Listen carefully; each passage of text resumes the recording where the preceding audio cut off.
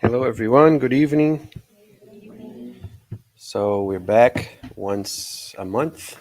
We have our meetings in English. Welcome back. Welcome you for the first time. And oh, what? You're the light.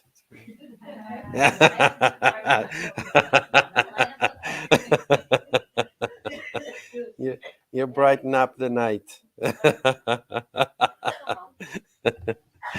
So welcome everyone, the ones who are online as well, if there's anyone there.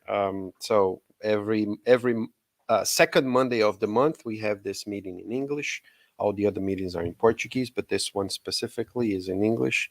We've been doing this for about, I don't know, 10 years or whatever. So it's been a nice road so far. And as we usually go, we study. This is the Portuguese version, but I'm going to bring the English version in a few. But we study the Gospel according to Spiritism on these nights, on these evenings. And tonight we're going to talk about chapter number 12, which is Love Your Enemies. And we're going to talk specifically about item number 10, which is hatred, or actually it talks about love too. So it's interesting. You're going to see. I prepared the PowerPoint with the whole text, which is a very short text, but that will be later. Before that, we're going to have Mariana here, which is very appropriately dressed, all like fancy, to talk to us. She's going to bring a message from the book Our Daily Bread, number 152. And even before that, let's start with our initial prayer so that we can focus and contact, being even more in contact with God and with Jesus, so that we can enjoy and profit from the messages that we're going to talk about tonight. So let's say as such: Dear Jesus, our Master, our friend, our brother, once again we are here at this little spot of light at our Cantinho de Luz to study your teachings, to study God's teachings of love, that you came here on earth to show us how to do it. So this evening, we would like you to bless us with your light and with the type of understanding that we all need to have to really feel the power of what this word really means in our lives: love.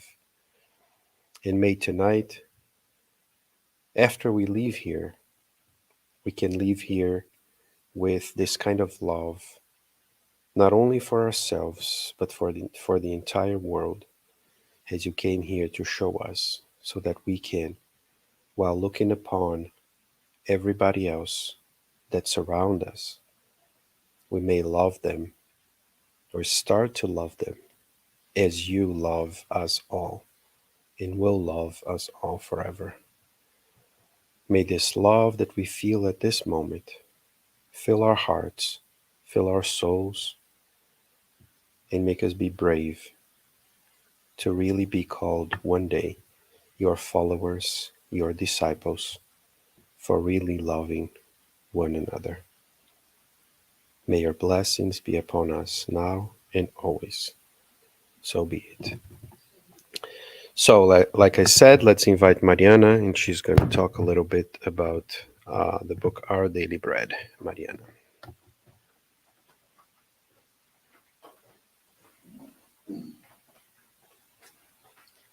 Thank you, Mac. Good evening, everyone. So, like Mac said, we're reading from Our Daily Bread from Francisco Cândido Xavier by the Spirit of Emmanuel, chapter 152, titled, In What Manner? Which would you prefer? Should I come to you with a whip or with love and a gentle spirit? That was written by Paul on his first letter to the Corinthians, chapter 4, 21. And Emmanuel says, bring this to us, this explanation, let's put it that way, to us. At times, a fire with sublime inspiration, the apostle of the Gentiles addressed his brethren with direct questions that may seem almost mean if taken only literally, but, but which entail a wonderful reality when seen through the immortal light. Vibrations of love and peace radiate in every Christian place.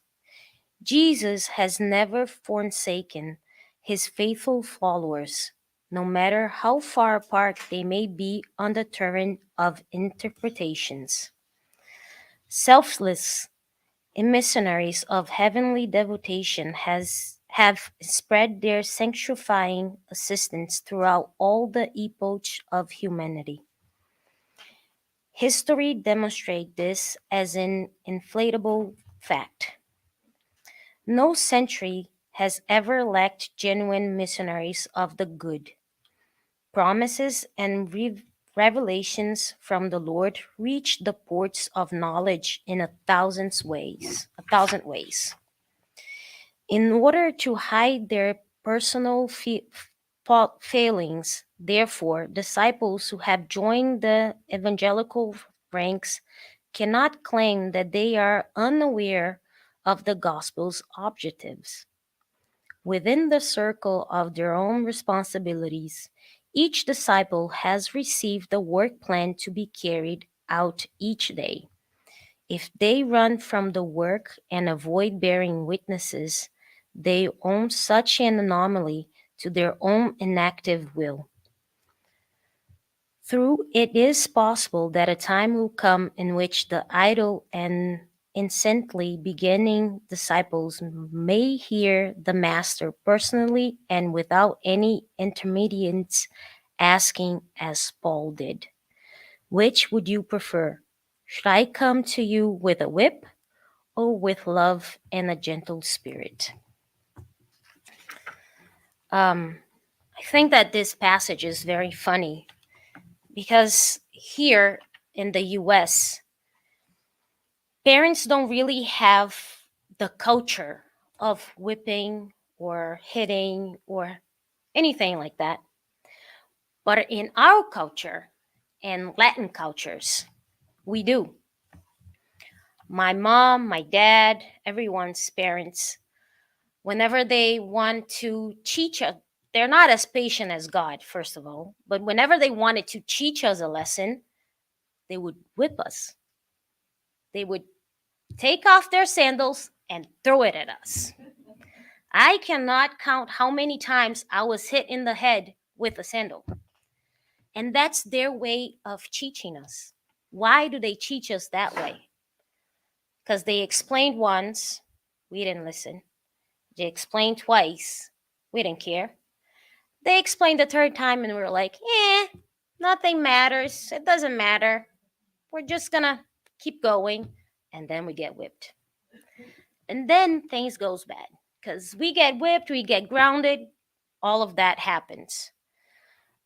But God, being so much superior, tried to not only teach us in loving and gentle ways, but also send us people that will show us what he's trying to teach us. So let's start by Moses, and then there comes Jesus, and then there's Buddha, and then there is Dalai Lama, and then there is Madre Teresa, and then there's Francisco de Assis, and then there's so many people. Right now, the last one I can recall is Shiku. But before Shiku, there was a bunch. And now after Shiku, there's a bunch. And they all come and teach us lessons. And we forget those lessons. So because we keep forgetting those lessons, Paul is telling us, okay, God is sending us all of these disciples, all of these people that to show us the right way, the right path, the right whatever you have to do to accomplish your goals, whatever you have to do to be a better human, to be better to others, to be better to yourself. So why aren't you understanding that? So when he says, I'm going to grab you need to be whipped, if we take that literally, whipping is an act of harm. It's hurtful. But it's not, he doesn't mean this literally. He means this on a way that, okay, I'm trying to tell you that by practicing the good will come to you. But practicing the bad, this is what's going to happen. So bad things happens. All right, you still didn't learn your lesson? All right, let's give you another try. All right, still nothing? Okay, what if we take something from you now? What if we try to adjust so that you can try to see that you have a mission and your mission is X, Y, and Z? What if we tried all of this?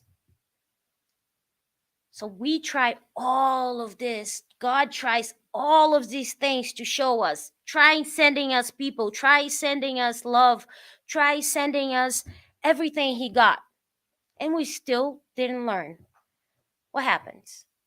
We have another chance. We have another life. We have reincarnation to start all over again and try to redeem everything that we've done. But we are so lazy. So lazy. That's what he's telling us here.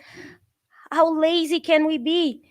In order to, within the circle of their own responsibility, each disciple has received the work plan to be carried out each day. Before we come, we receive this. And as we're here, we get callings every day. We see things every day and we just turn our backs because we're lazy.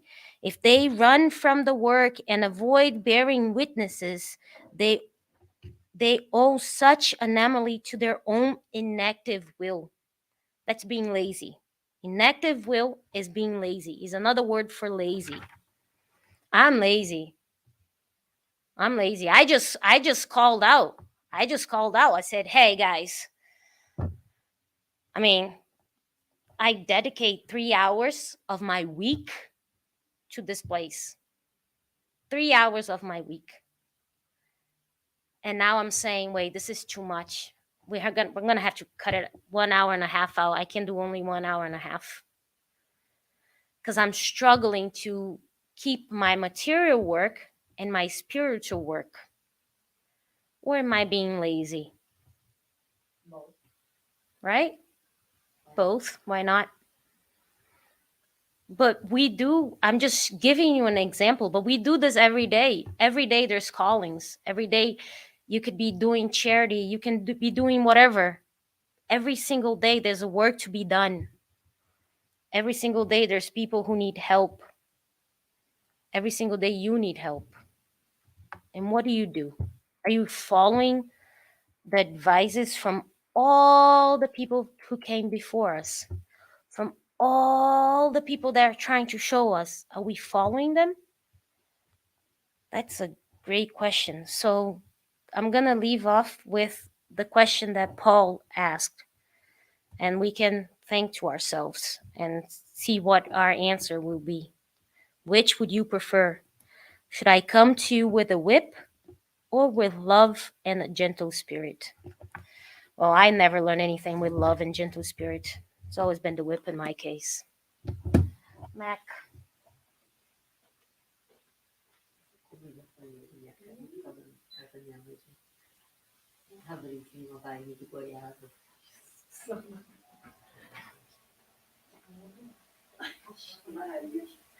Deixa eu ter medo de passar pra minha mãe ganhando no colo. Meu Deus.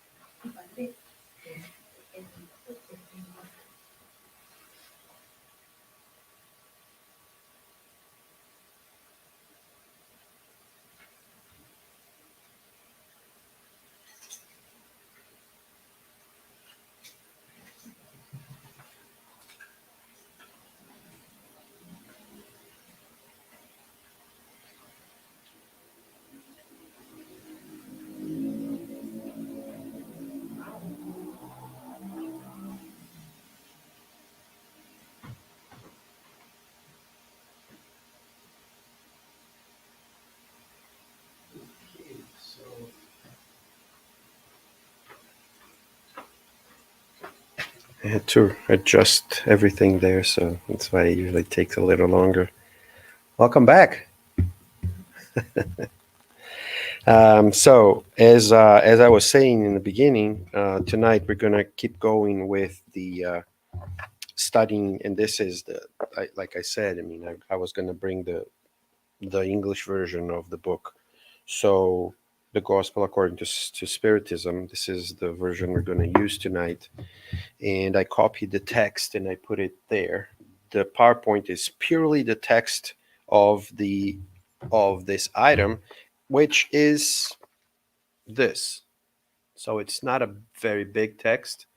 And as I usually say here, although tonight I'm probably going to read the whole thing as we go through.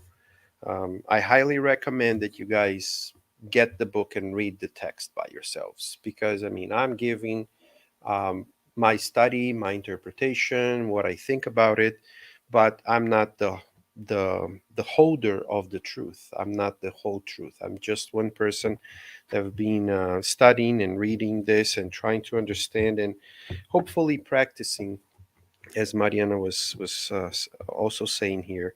Hopefully that we can trying to and making efforts to improve. So hatred, that's the item. I mean, it's, you say right there, GAS 1210. GAS stands for Gospel According to Spiritism, chapter 12, item number 10. So item number 10 is hatred. That's what it's entitled, because this chapter, as I also said, is chapter 12, which is love your enemies. And of course, if we're talking about enemies, why wouldn't we talk about hatred, right? It's usually one of the feelings that we have or that other people have against us when we are talking about enmity, or we are talking about people that don't like each other, right? So it can be like indifference, or it can be hatred, or it can be scorn, or some words like that. They're kind of heavy. We're going to see the words here as well in the text as we go through. But since the title is kind of, I mean, putting the title just like hatred is something weird for a person, I think, that's coming from the internet, and just saying the word hatred. I decided just to add something else. And then I grabbed the sentence from the text and I added to the title.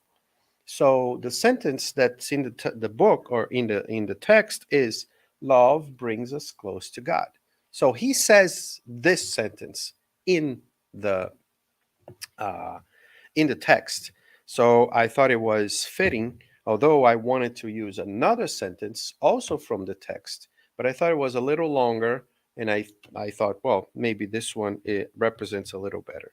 But that's how I'm going to start. I'm going to start with the other sentence that I wanted to put there, which is love one another and you will be happy.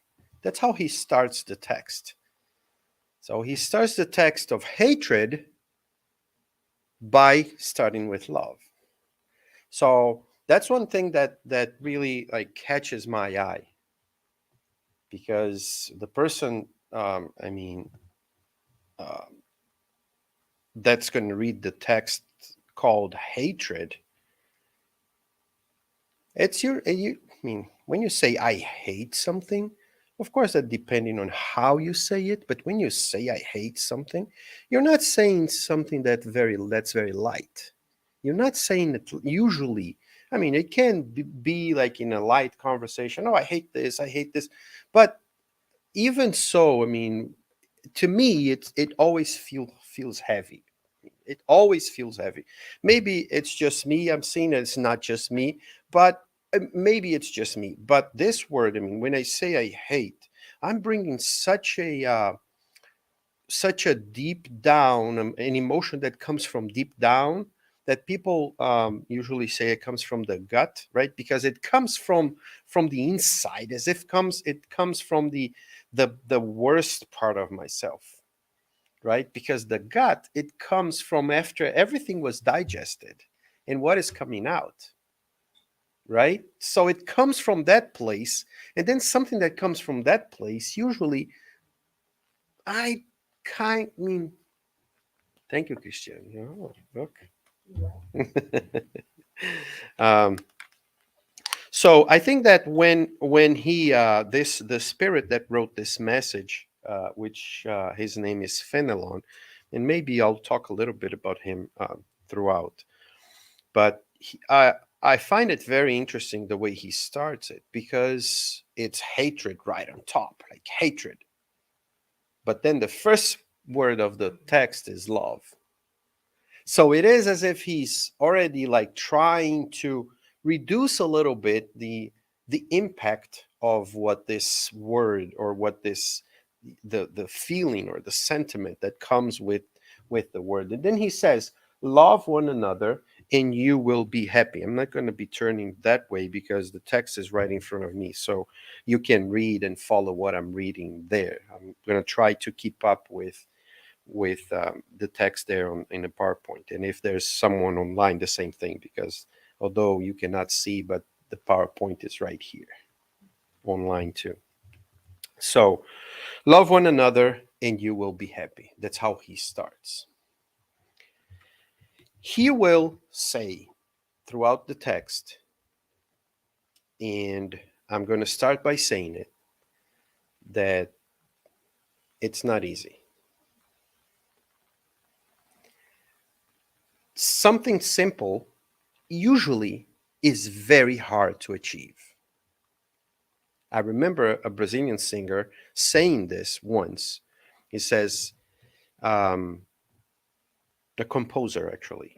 He was a composer and a singer too. But he said once, if there was one song that I wanted to have composed in my entire life, was "Happy Birthday to You." That was the song that I wanted to have been the author. That I wanted to be the author was "Happy Birthday to You," because it's such a simple song. But it's so simple that everybody knows it. But to achieve that level of simplicity is so hard, so hard.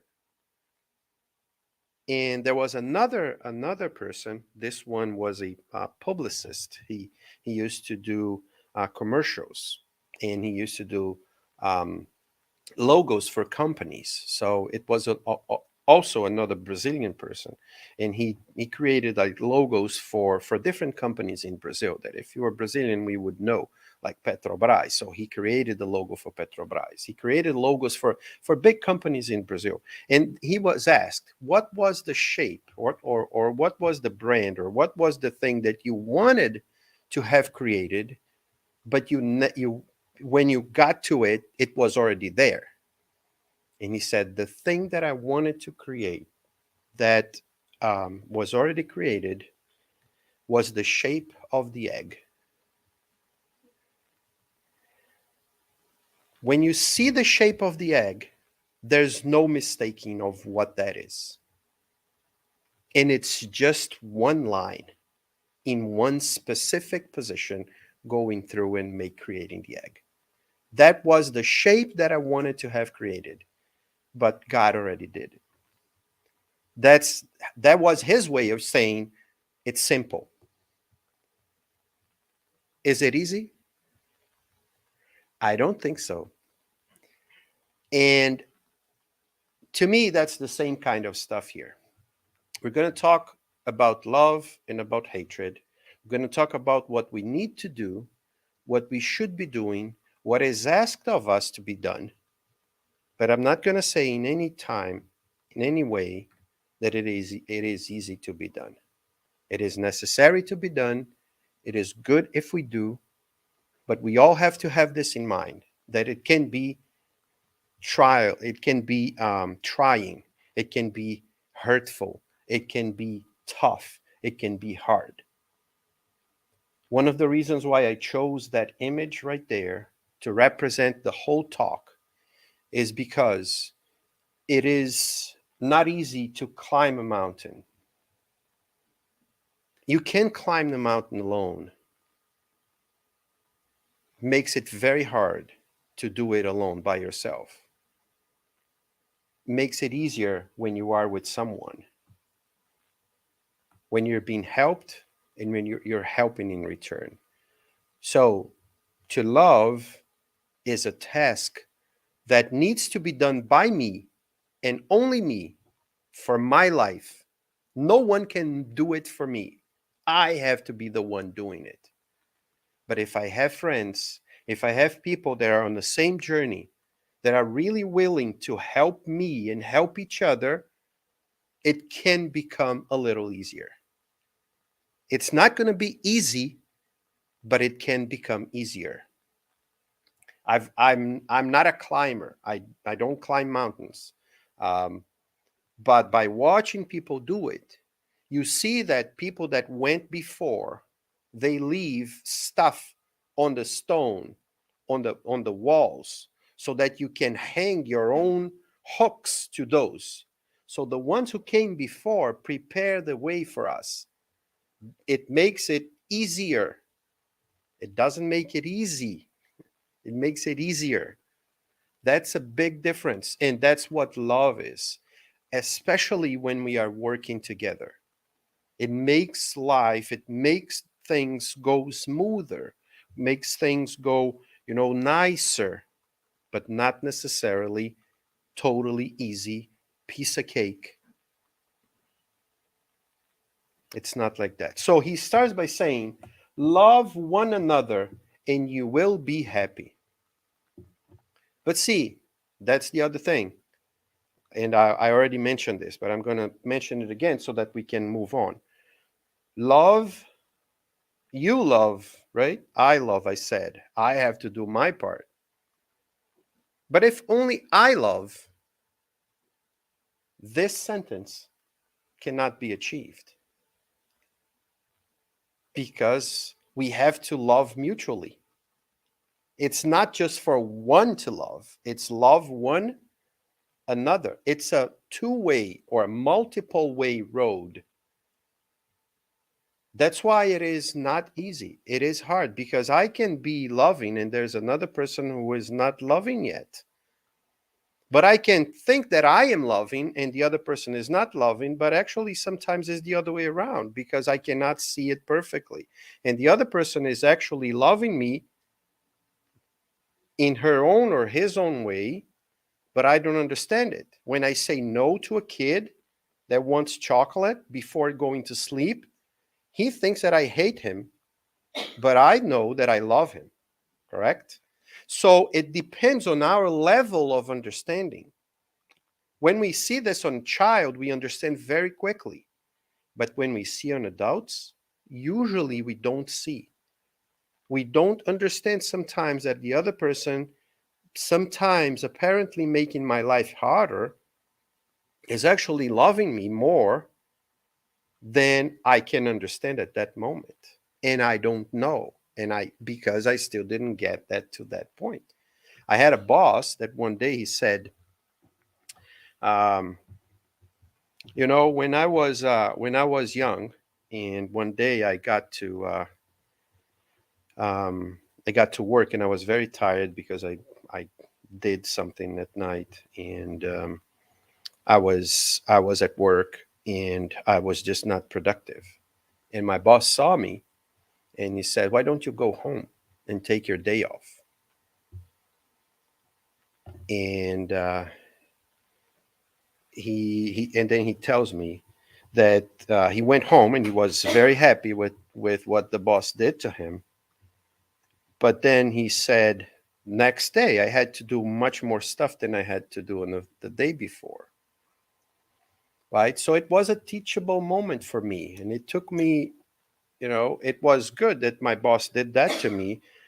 Um, and that's when I knew that he liked me.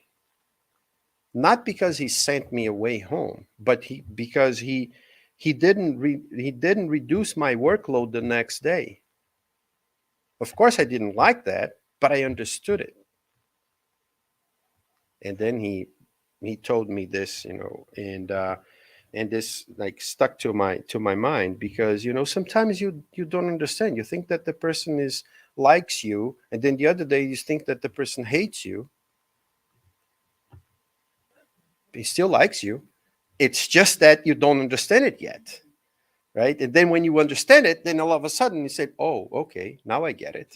Sometimes it takes time. Sometimes, or most of the time, it takes time for us to really get to that point. So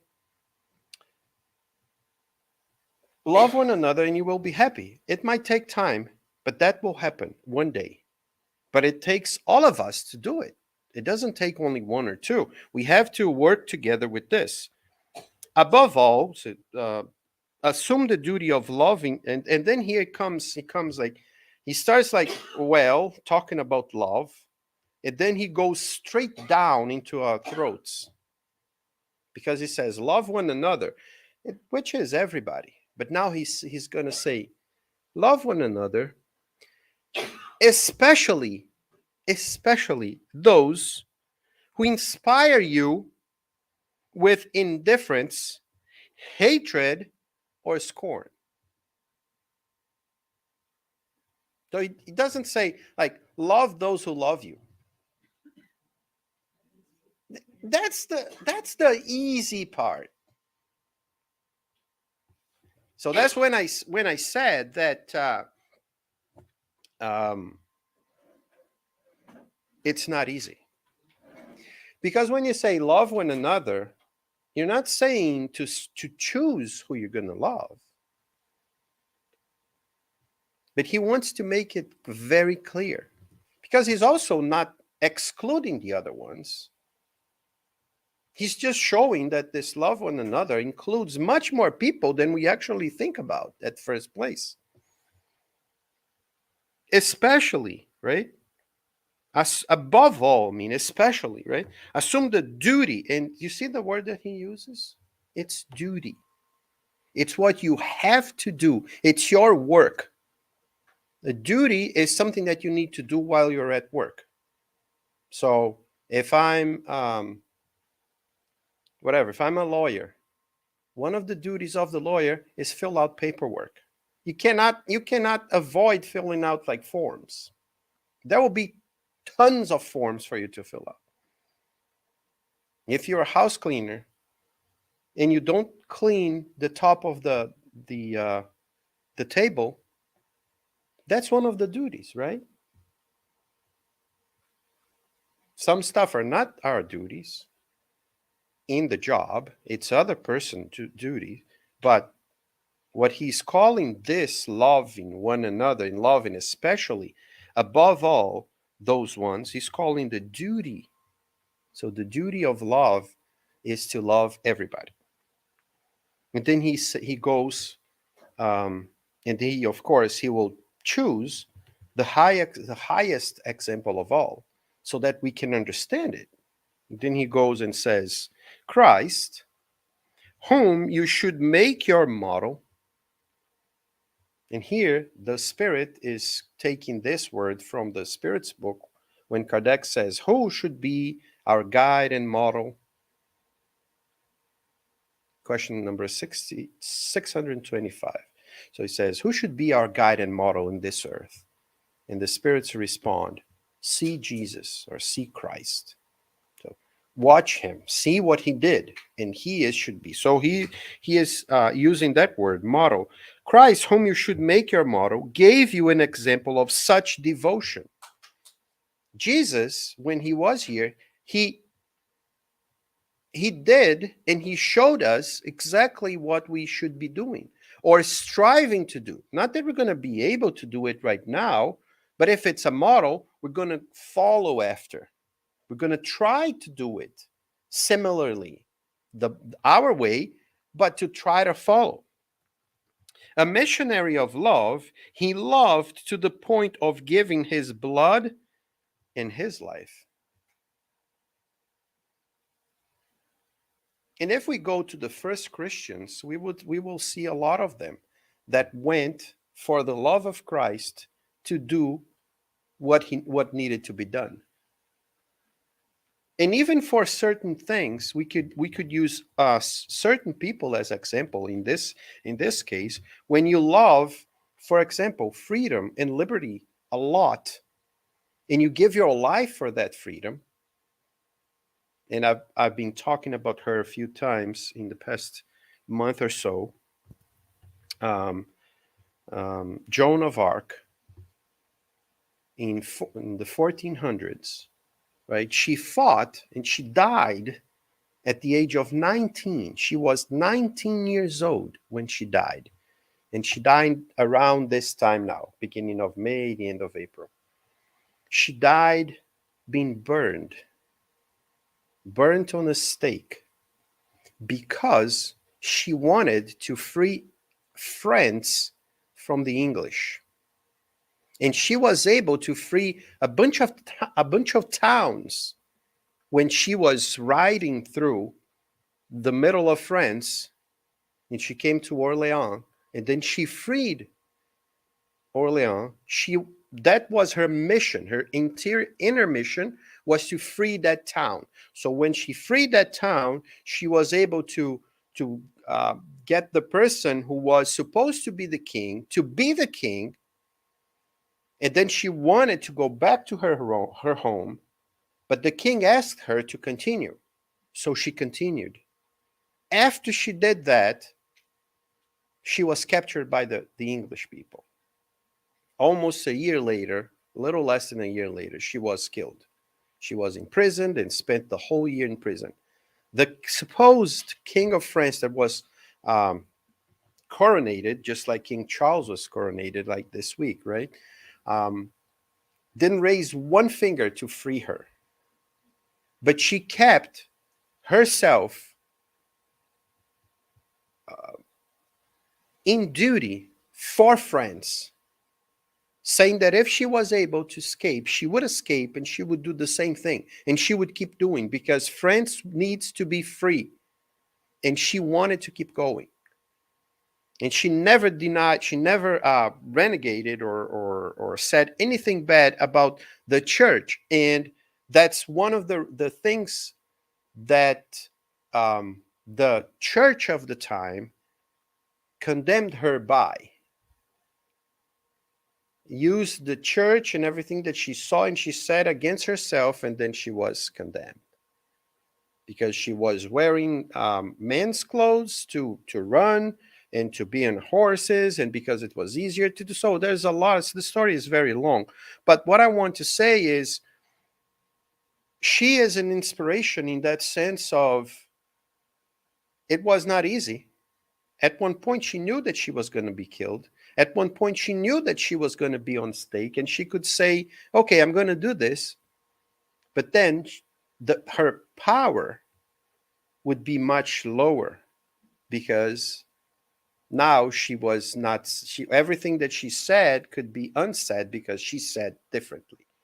Few years later, after she died, everything that was said that she said was told that was not true, because the judges and everybody they were like messing up with everything that she said, and then she was acquitted from trial. She was not guilty anymore, and today she is even a saint.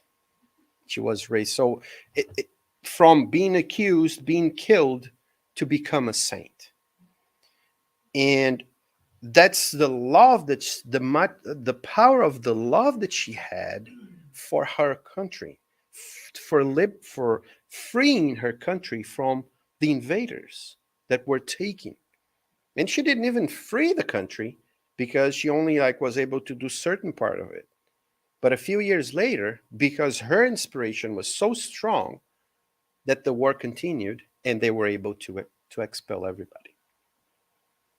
So that's another example. And we can use so many other examples of people who live their lives with love, with true love for something. And that true love didn't make her, life easier. It actually made her life miserable. But because she believed in it, because that's how she thought, and she knew that it would need to be done, she did it. So here he uses the example of Jesus, which is the one that we are most used to. Can you imagine living 2,000 years ago, going against Rome, going against the power of the powers, going against your own religion, because he wanted to go and show people that the religion, or the people who were in power in the religion, was they were not um, being the example that the religion needed to be. So he was being an example. And by being that example, everybody that's against will fight against him. So it was not only the political power of Rome, but also some, not all, but some of the religious power too against him. And then he was caught, imprisoned, and killed. But he never gave up. Even when Judas came to him. And who is to say that he could not escape?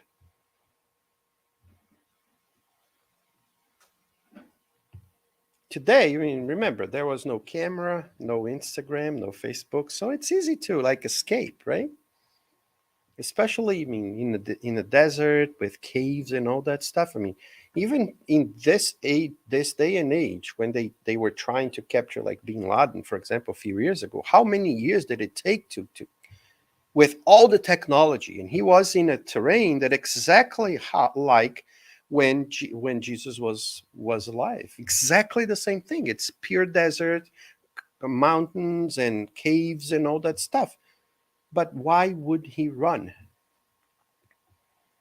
That's not how he wanted to live. He wanted to show what love is. So when we take that example and bring to our lives, and hopefully us here, we don't have this kind of big enmity with anybody, that people like that have big indifference against us or big hatred against us. But we have differences with some people, and we find it hard. What should we do? It's to each one of us. I mean, I'm not here to give like recipes for problems. It's love. I remember Divaldo Pereira Franco, which was here like a month ago, more or less, for a conference. He's a Brazilian medium, and he tells this story about, he has this spiritual center in Brazil, which takes care of more than 3,000 families and kids and so on, right? And a lot of these kids were adopted, physically adopted by the institution. So he is the father, I mean, the legal father of a lot of kids. And he used to take care, but now he's 96 years old, so, or 92. So of course you cannot do what you did, but look, the institution goes on with other people.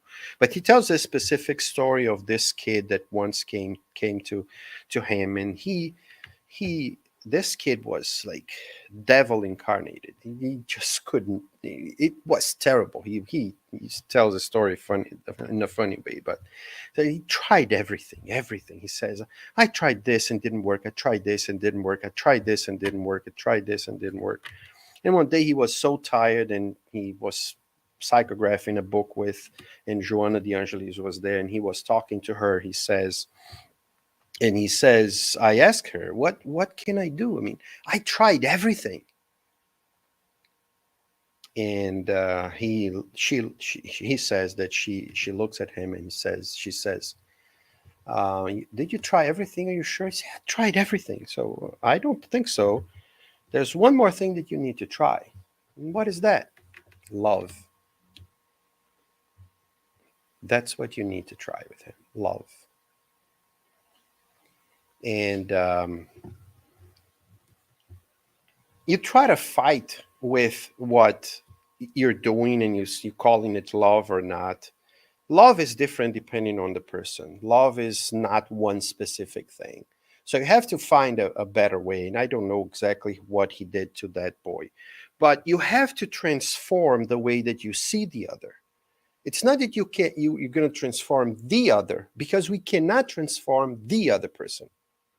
We have to transform whatever I feel into something else for that person. That's what love is to change inside of me something that is not matching with the other person. And then once again, is it easy? No. We're not talking about being easy. You see, and I have to say that he is my brother, but 2 or 3 weeks ago, I was not here, and I had to invite someone to talk to. And I spoke with my brother that lives in Brazil, and I asked him, "Can you do a talk to us?" And he said, "Yeah, I can." So he did it online. So people were here, and he was on the big screen there.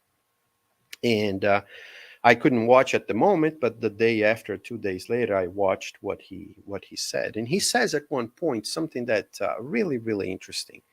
He says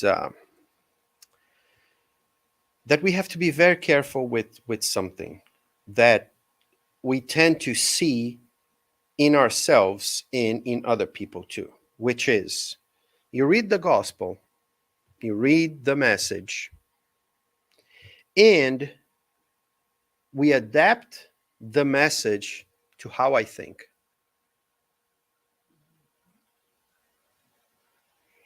And we should be very careful with this because it needs to be the other way around.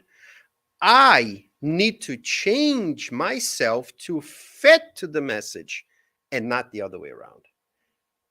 Because it is very easy to find, like, oh no, but this is, and then you find a way to escape from what the message wants to say. That's why he's very tough.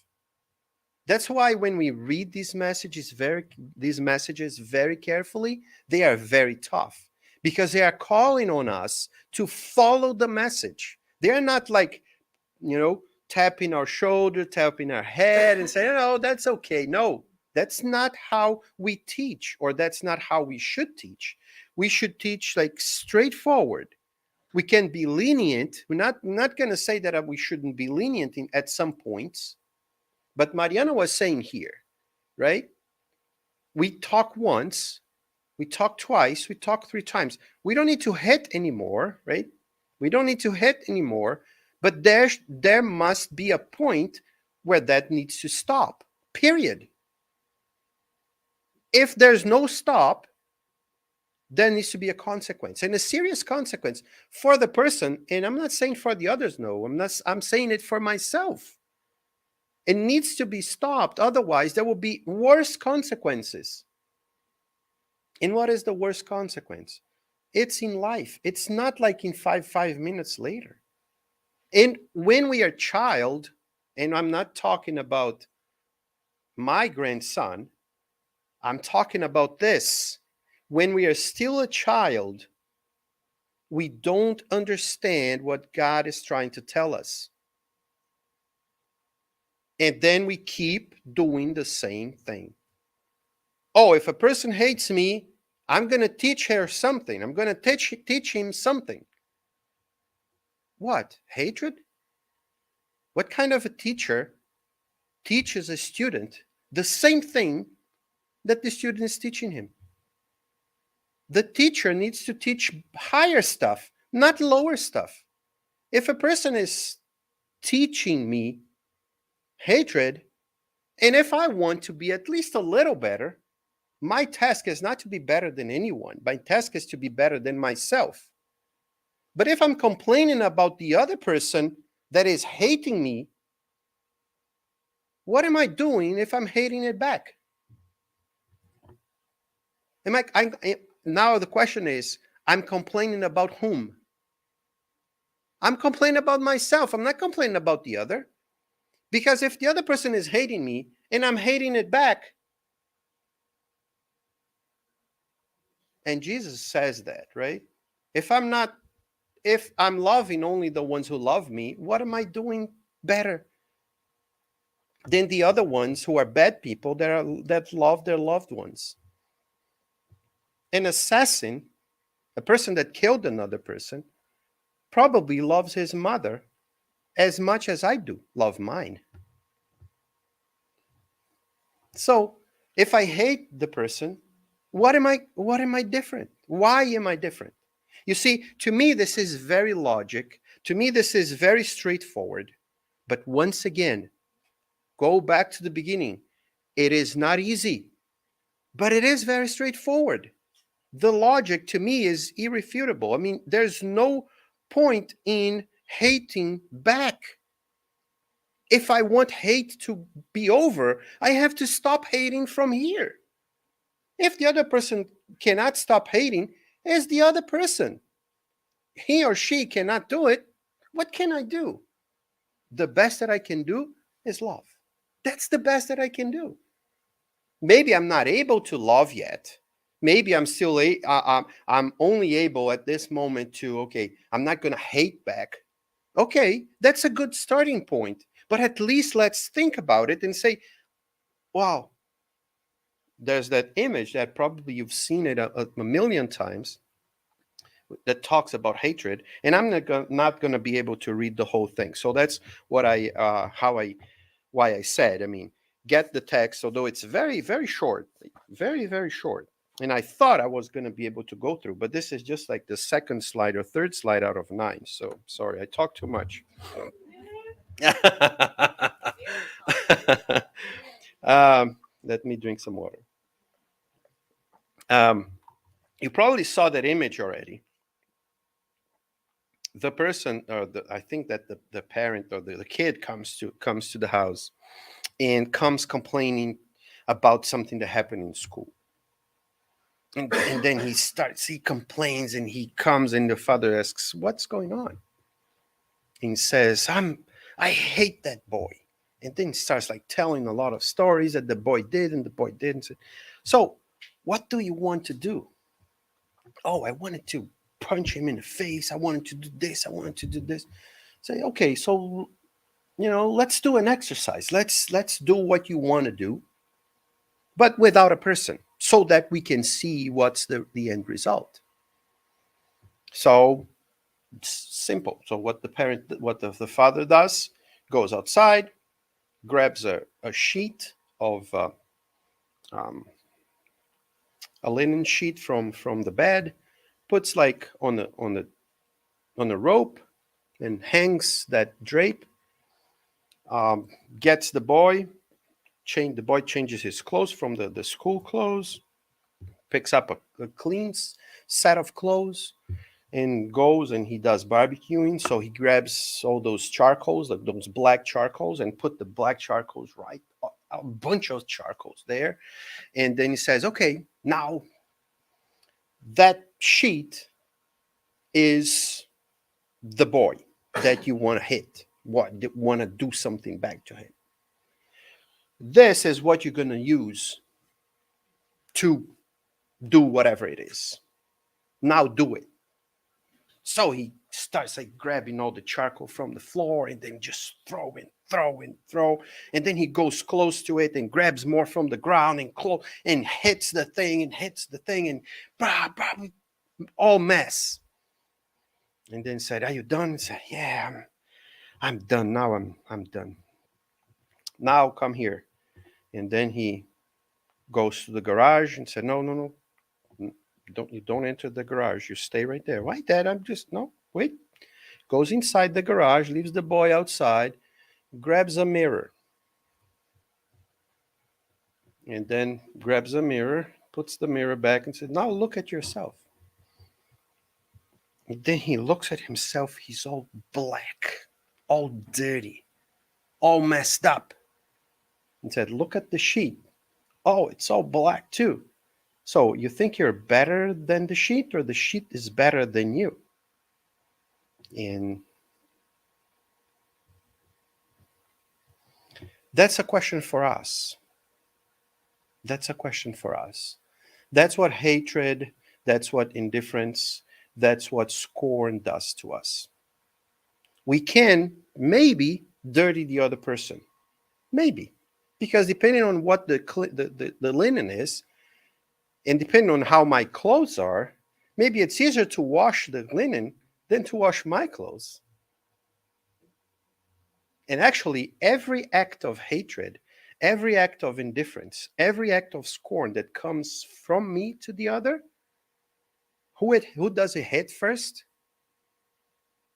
Me. Because it comes from me. It has to go through me.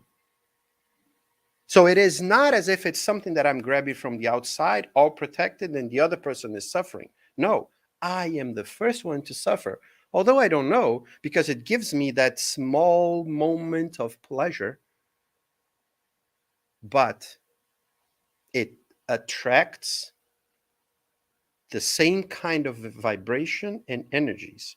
So it is as if we have a magnet here and iron here, right? Depending on the type of magnet that I have, it will attract something, right? So if my magnet is a magnet of love, it doesn't matter the amount of hate that I will put on it, because it doesn't matter. It doesn't attract. Hate to a magnet of love is just like aluminum. It doesn't attract. But if I have a magnet of hate, any kind of hate will be attracted by it. So when um, when we have that kind of feeling, and one exercise that I try to do sometimes, I don't do it all the time, and I never don't remember it very frequently.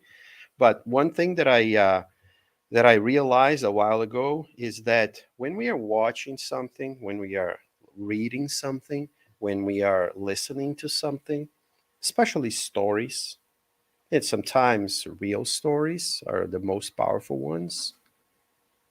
What is my feeling towards the person that's on the screen?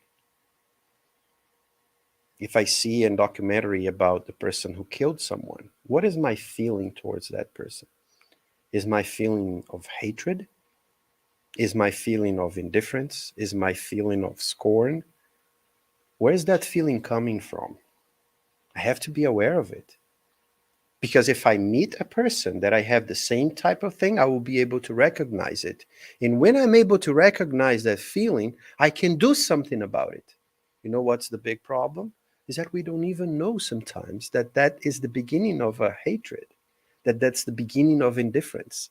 And if we don't know it, we don't know how to stop.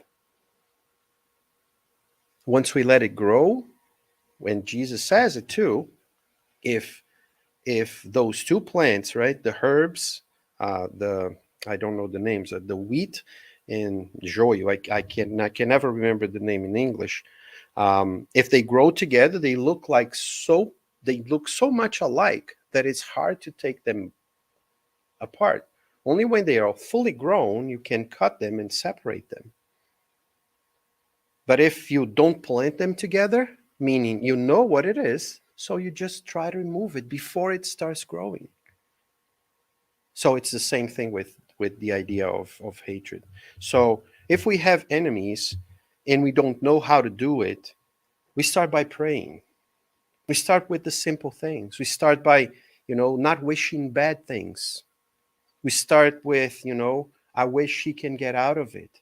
I wish God can help. We have to start from the inside. We cannot wait on the world to change. We have to be the change. And Gandhi says that, right?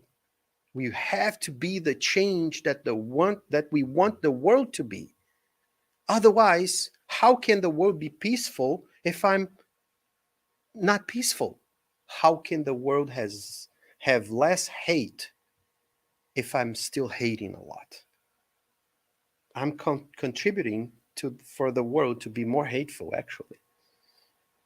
So, like I said, there's much more to talk about, or there's so much more. I'm just gonna show where the sentence that I chose for the beginning, or for the title, which that's how he finishes it. My dear children, do not forget that love brings us close to God, whereas hate keeps us from him. It's the magnet. God is the magnet of love, and we are irons of love or hate. We choose. We have to choose. And the more we feed love closer to God, we will be attracted, and the other way around. So it's up to us. And that's the message for tonight. chapter 12, item number 10, hatred on the gospel according to Spiritism. And with this, I would like to say a few things um, on for our meeting in English here. We're going to have Flavio Zanetti. He um, he comes here sometimes. Next month, June, is the month of our Joresp, which is our every June of every year. All the topics of our conversations here on Saturdays and on Mondays, they all um, turn around the main topic. So we are still working on those topics, and we're gonna have like flyers and stuff here.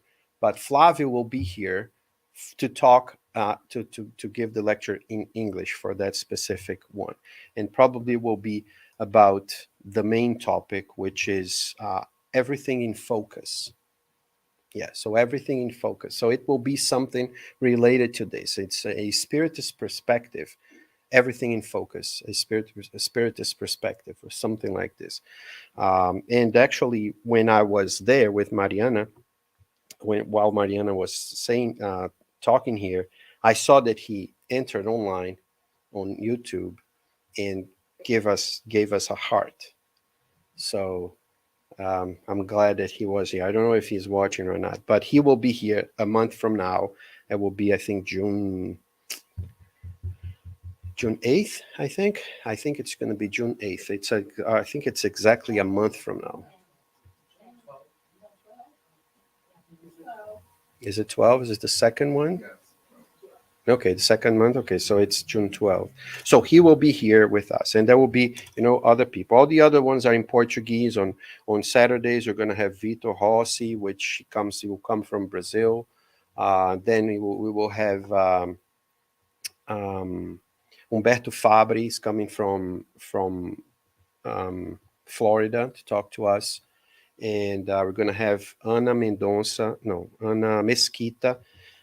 She is from around here, and she's been here with us, and her mom will be here. She usually says some very good poetry, and she has a wonderful memory. So Dona Judith will be here, and then at the last Saturday we'll have Deborah. She will come from New Jersey to talk to us as well. So we're gonna have a few different people in the month of June. So if you're all invited to come on Saturdays too, and on Mondays we're gonna have, on the first Monday, Vito will be here, then Flavio will be here, and the last two we're gonna choose among people from here. So it will probably be Cristiani and Adriana, but I still don't know who.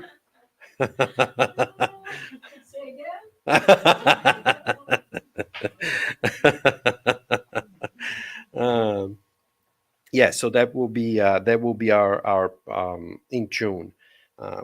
We usually have this different type of programming with different topics. It will be very, very nice, and I think that's it, right? For tonight. Oh yeah, that will be the yard sale. Will be on May 28th, on a Sunday. It will be right here in front of our Cantinho de Luz.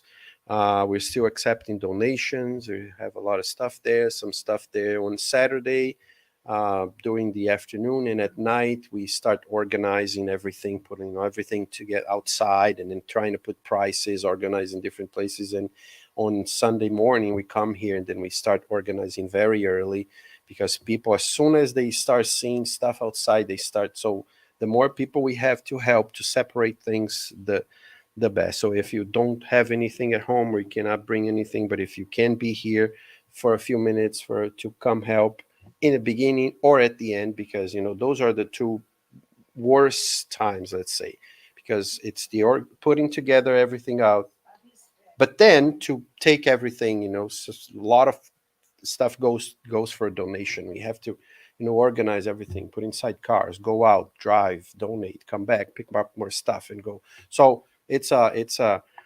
day. It's a very nice day to work together, to do stuff together. It's very nice. So there will be May 28th. We In a start on few. Friday.